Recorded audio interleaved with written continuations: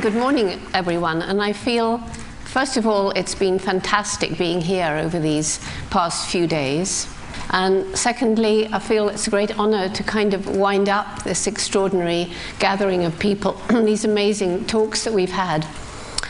I feel that I've fitted in many ways to some of the things that I've heard. I started off I came directly here from the deep, deep tropical rainforest in Ecuador, where I was out. You could only get there by a plane, with indigenous people with paint on their faces and parrot feathers on their headdresses, where these people are fighting to try and keep the oil companies and keep the roads out of their forests. They're fighting to develop their own way of living within the forest in a world that's clean, a world that isn't contaminated, a world that isn't polluted. And what was so amazing to me, and what fits right in with what we're all talking about here at TED, is that there, right in the middle of this rainforest, was some solar panels, the first in that part of Ecuador, and that was mainly to bring water up by pump so that the women wouldn't have to go down. The water was cleaned, but because they got a lot of batteries, they were able to store a lot of electricity, so every house, and there were I think 8 houses in this little community, could have light for, I think it was about half an hour each evening. And there is the chief in all his regal finery with a laptop computer. And this man, he has been outside, but he's gone back. And he was saying, you know, we have suddenly jumped into a whole new era. And we didn't even know about the white man 50 years ago. Now here we are with laptop computers, and there are some things we want to learn from the modern world. We want to know about health care. We want to know about what other people do. We're interested in it. And we want to learn other languages. We want to know English and French and perhaps Chinese, and we're good at languages. So there he is with his little laptop computer, but fighting against the might of the pressures because of the debt, the foreign debt of Ecuador, fighting the pressure of World Bank, IMF, and of course the people who want to exploit the forests and take out the oil. So coming directly from there to here, but of course my real field of expertise lies in an even different kind of civilization. I can't really call it a civilization, a different way of life from a different being. We've talked earlier, this wonderful talk by Wade Davis about the different cultures of the humans around the world. But the world is not composed only of human beings, there are also other animal beings. And I propose to bring into this TED conference, as I always do around the world, the voice of the animal kingdom. Too often we just see a few slides or a bit of film.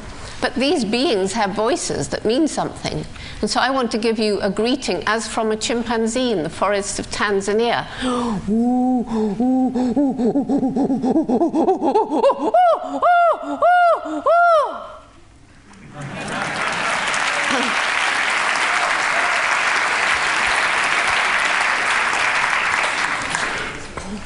I've been studying chimpanzees in Tanzania since 1960. During that time, there have been modern technologies that have really transformed the way that field biologists do their work. For example, for the first time a few years ago, by simply collecting little fecal samples, we were able to have them analyzed, to have DNA profiling done. So for the first time, we actually know which male chimps are the fathers of each individual infant, because the chimps have a very promiscuous mating society. So this opens up a whole new avenue of research. And we use GSI, geographic whatever it is, GSI anyway, to determine the range of the chimps. And we're using, you can see that I'm not really into this kind of stuff, but we're using satellite imagery to look at the deforestation in the area. And of course, there's developments in infrared, so you can watch animals at night, and equipment for recording by video and tape recording is getting lighter and better. So in many, many ways, we can do things today that we couldn't do when I began in 1960.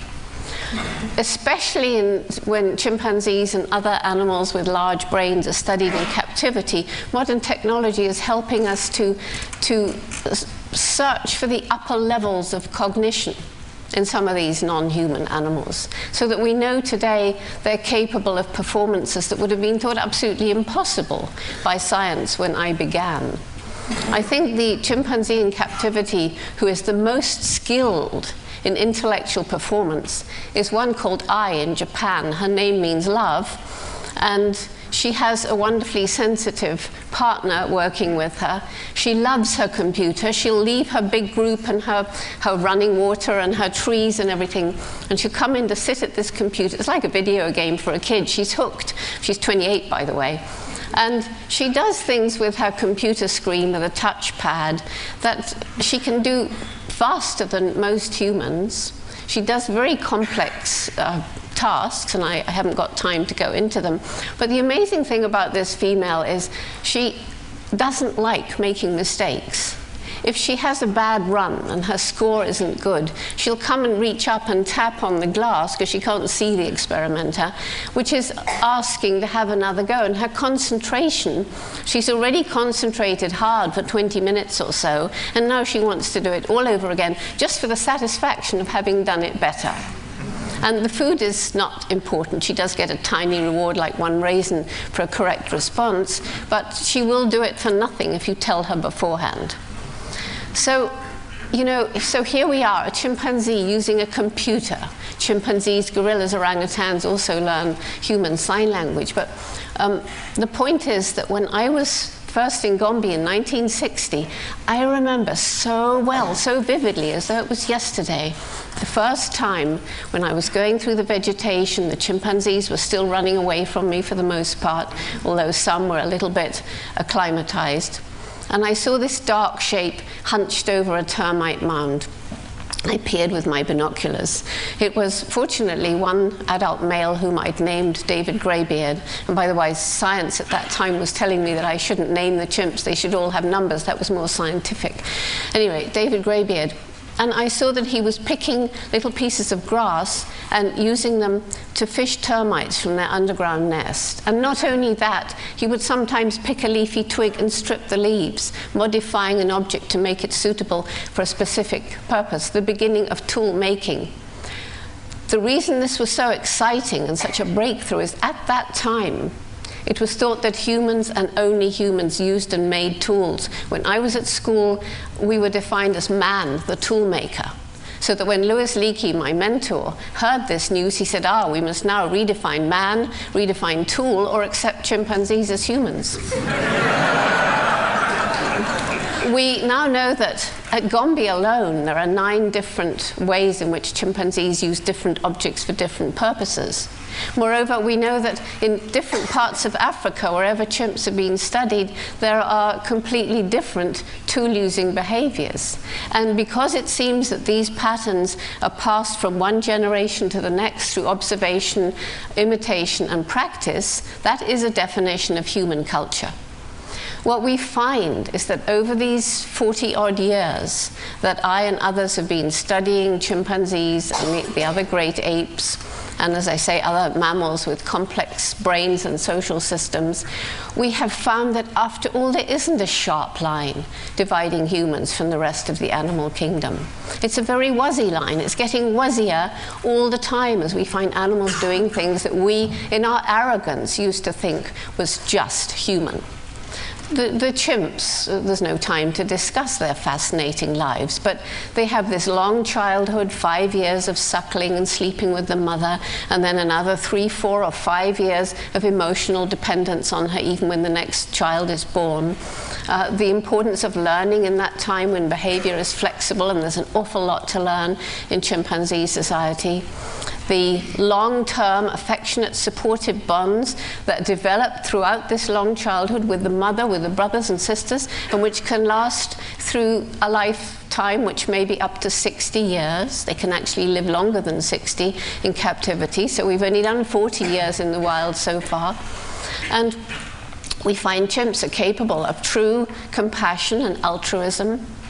We find in their non-verbal communication, this is very rich. They have a lot of sounds which they use in different circumstances, but they also use touch, posture, gesture. And what do? They kiss, they embrace, they hold hands, they pat one another on the back, they swagger, they shake their fist. The kind of things that we do, and they do them in the same kind of context. They have very sophisticated cooperation. Sometimes they hunt, not that often, but when they hunt, they show sophisticated cooperation, and they share the prey. We find that they show emotions similar to, maybe sometimes the same, as those that we describe in ourselves as happiness, sadness, fear, despair. They know mental as well as physical suffering, and I don't have time to go into the information that would prove some of these things to you, save to say that there are very bright students in the best universities studying emotions in animals, studying personalities in animals. We know that chimpanzees and some other creatures can recognize themselves in mirrors, self as opposed to other. They have a sense of humor. And these are the kind of things which traditionally have been thought of as human prerogatives. But this teaches us a new respect, and it's a new respect not only for the chimpanzees, I suggest, but some of the other amazing animals with whom we share this planet. Once we're prepared to admit that after all we're not the only beings with personalities, minds, and above all feelings, and then we start to think about ways we use and abuse so many other sentient, sapient creatures on this planet, it really gives cause for deep shame. At least for me. So the sad thing is that these chimpanzees, who've perhaps taught us more than any other creature a little humility, are in the wild disappearing very fast. They're disappearing for the reasons that all of you in this room know only too well: the deforestation, the growth of human populations needing more land. They're disappearing because some timber companies go in with clear cutting. They're disappearing in the heart of their range in Africa because the big multinational logging companies have come in and made roads, as they want to do in Ecuador and other parts where the forests remain untouched, to take out oil or timber. And this has led in Congo Basin and other parts of the world to what's known as the bushmeat trade. This means that although for hundreds, perhaps thousands of years, people have lived in those forests or whatever habitat it is in harmony with their world, just killing the animals they need for themselves and their families, now suddenly, because of the roads, the hunters can go in from the towns. They shoot everything, every single thing that moves that's bigger than a small rat. They sun-dry it or smoke it. Now they've got transport. They take it on the logging trucks or the mining trucks into the towns where they sell it. And people will pay more for bushmeat, as it's called, than for domestic meat. It's culturally preferred, and it's not sustainable. And the huge logging camps in the forest are now demanding meat, so the pygmy hunters in the Congo Basin who've lived there with their wonderful way of living for so many hundreds of years are now corrupted. They're given weapons, they shoot for the logging camps, they get money, their culture is being destroyed along with the animals upon whom they depend, so when the logging camp moves, there's nothing left. We talked already about the loss of human cultural diversity, and I've seen it happening with my own eyes. And the grim picture in Africa, I love Africa. And what do we see in Africa? We see deforestation. We see the desert spreading. We see massive hunger. We see disease. We see population growth in areas where there are more people living on a certain piece of land than the land can possibly support, and they're too poor to buy food from elsewhere. Were the people that we heard about yesterday on the Easter Island who cut down their last tree, were they stupid? Didn't they know what was happening? Of course, but if you've seen the crippling poverty in some of these parts of the world, it isn't a question of let's leave the tree for tomorrow. How am I going to feed my family today? Maybe I can get just a few dollars from this last tree, which will keep us going a little bit longer, and then we'll pray that something will happen to save us from the inevitable end. So this is a pretty grim picture. The one thing we have which makes us so different from chimpanzees or other living creatures is this sophisticated spoken language, a language with which we can tell children about things that aren't here. We can talk about the distant past, plan for the distant future, discuss ideas with each other so that the ideas can grow from the accumulated wisdom of a group. We can do it by talking to each other, we can do it through video, we can do it through the written word. And we are abusing this great power we have to be wise stewards, and we're destroying the world. In the developed world, it's in a way it's worse, because we have so much access to knowledge of the stupidity of what we're doing. Do you know, we're bringing little babies into a world where in many places the water is poisoning them, and the air is harming them, and the food that's grown from the contaminated land is poisoning them. And that's not just in the faraway developing world, that's everywhere. Do you know we all have about 50 chemicals in our bodies we didn't have about 50 years ago? And so many of these diseases like asthma and certain kinds of cancers are on the increase around places where our filthy, toxic waste is dumped. We're harming ourselves around the world, as well as harming the animals, as well as harming nature herself. Mother Nature that brought us into being. Mother Nature, where I believe we need to spend time with as trees and flowers and birds for our good psychological development. And yet there are hundreds and hundreds of children in the developed world who never see nature, because they're growing up in concrete, and all they know is virtual reality with no opportunity to go and lie in the sun or in the forest with the dappled sun specks coming down from the canopy above. As I was traveling around the world, you know, I had to leave the forest. That's where I love to be.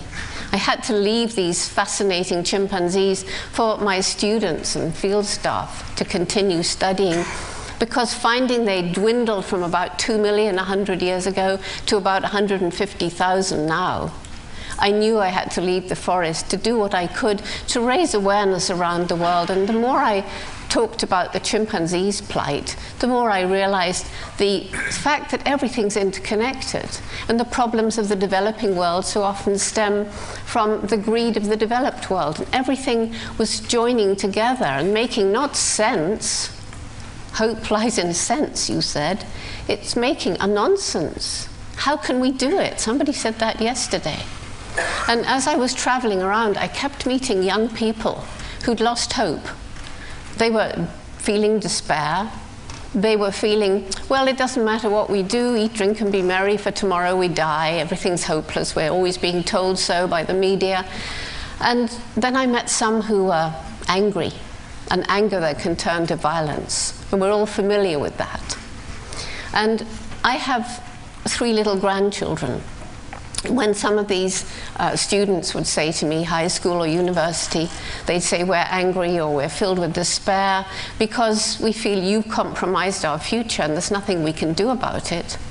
And I looked in the eyes of my little grandchildren and think how much we've harmed this planet since I was their age. I feel this deep shame. And that's why in 1991 in Tanzania, I started a program that's called Roots and Shoots. There's little brochures all around outside. And if any of you have anything to do with children and care about their future, I beg that you pick up that brochure. And Roots and Shoots is a program for hope. Roots make a firm foundation. Shoots seem tiny, but to reach the sun, they can break through brick walls. See the brick walls as all the problems that we've inflicted on this planet. Then you see it is a message of hope. Hundreds and thousands of young people around the world can break through and can make this a better world. And the most important message of Roots and Shoots is that every single individual makes a difference. Every individual has a role to play. Every one of us impacts the world around us every day. And you scientists know that you can't actually, even if you stay in bed all day, you're breathing oxygen and giving out CO2, and probably going to the loo and things like that. You're making a difference in the world. So the Roots and Shoots program involves youth in 3 kinds of projects. And these are projects to make the world around them a better place. One project to show care and concern for your own human community. One for animals, including domestic animals. And I have to say, I learned everything I know about animal behavior, even before I got to Gombe and the chimps, from my dog Rusty, who was my childhood companion. And the third kind of project, something for the local environment. So what the kids do depends, first of all, how old are they? And we go now from preschool right through university. It's going to depend whether they're inner city or rural. It's going to depend if they're wealthy or impoverished. It's going to depend which part, say, of America they're in. We're in every state now, and the problems in Florida are different from the problems in New York. It's going to depend on which country they're in. And we're already in 60+ countries with about 5,000 active groups. Only there are groups all over the place that I keep hearing about that I've never even heard of, because the kids are taking the program and spreading it themselves. Why? Because they're buying into it, and they're the ones who get to decide what they're going to do. It isn't something that their parents tell them or their teachers tell them. That's effective. But if they decide themselves, we want to clean this river and put the fish back that used to be there. We want to clear away the toxic soil from this area and have an organic garden. We want to go and spend time with the old people and hear their stories and record their oral histories. We want to go and work in a dog shelter. We want to learn about animals. We want to, it goes on and on. And this is very hopeful for me. As I travel around the world 300 days a year, everywhere there's a group of Roots and Shoots of different ages. Everywhere there are children with shining eyes saying, look at the difference we've made. And now comes the technology into it, because with this new way of communicating electronically, these kids can communicate with each other around the world. And if anyone's interested to help us, we've got so many ideas, but we need help. We need help to create the right kind of system that will help these young people to communicate their excitement, but also, and this is so important, to communicate their despair, to say, we've tried this and it doesn't work, and what should we do? And then lo and behold, there's another group answering these kids who may be in America, maybe this is a group in Israel, saying, yeah, you did it a little bit wrong. This is how you should do it. The philosophy is very simple. It's, we do not believe in violence. No violence, no bombs, no guns. That's not the way to solve problems. Violence leads to violence, at least in my view. So how do we solve? The tools for solving the problems are knowledge and understanding. Know the facts, but see how they fit in the big picture. Hard work and persistence, don't give up. And love and compassion, leading to respect for all life. How many more minutes? 2? 1? One. 2. I'm going to take 2. Are you going to come and drag me off? Anyway, so basically, Roots and Shoots is beginning to change young people's lives. It's what I'm devoting most of my energy to. And I believe that a group like this can have a very major impact, not just because you can share technology with us, but because so many of you have children. And if you take this program out and give it to your children, they have such a good opportunity to go out and do good because they've got parents like you. And it's been so clear how much you all care about trying to make this world a better place. It's very encouraging. But The kids do ask me, and this it won't take more than 2 minutes, I promise. The kids say, Dr. Jane, do you really have hope for the future? You travel, you see all these horrible things happening. Firstly, the human brain. I don't need to say anything about that. Now that we know what the problems are around the world, human brains like yours are rising to solve those problems, and we've talked a lot about that. Secondly, the resilience of nature. We can destroy a river and we can bring it back to life. We can see a whole area desolated and it can be brought back to bloom again with time or a little help. And thirdly, the last speaker talked about the indomitable humans, or the speaker before last talked about the indomitable human spirit. We are surrounded by the most amazing people who do things that seem to be absolutely impossible. Nelson Mandela. I take a little piece of limestone from Robben Island prison where he labored for 27 years and came out with so little bitterness. He could lead his people from the horror of apartheid without a bloodbath. Even after the 11th of September, and I was in New York, and I felt the fear. Nevertheless, there was so much human courage, so much love, and so much compassion. And then as I went around the country after that and felt the fear that was leading to people feeling they couldn't worry about the environment anymore in case they seemed not to be patriotic, and I was trying to encourage them, somebody came up with a little quotation from Mahatma Gandhi. If you look back through human history, you see that every evil regime has been overcome by good. And just after that, a woman brought me this little bell. And I want to end on this note. She said, if you're talking about hope and peace, ring this. This bell is made from metal from a diffused landmine from the killing fields of Pol Pot, one of the most evil regimes in human history, where people are now beginning to put their lives back together after the regime has crumbled. So, yes, there is hope. And where is the hope? Is it out there with the politicians?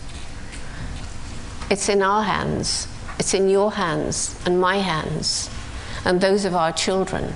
It's really up to us. We're the ones who can make a difference. If we lead lives where we consciously leave the lightest possible ecological footprints, if we buy the things that are ethical for us to buy and don't buy the things that are not, we can change the world overnight. Thank you.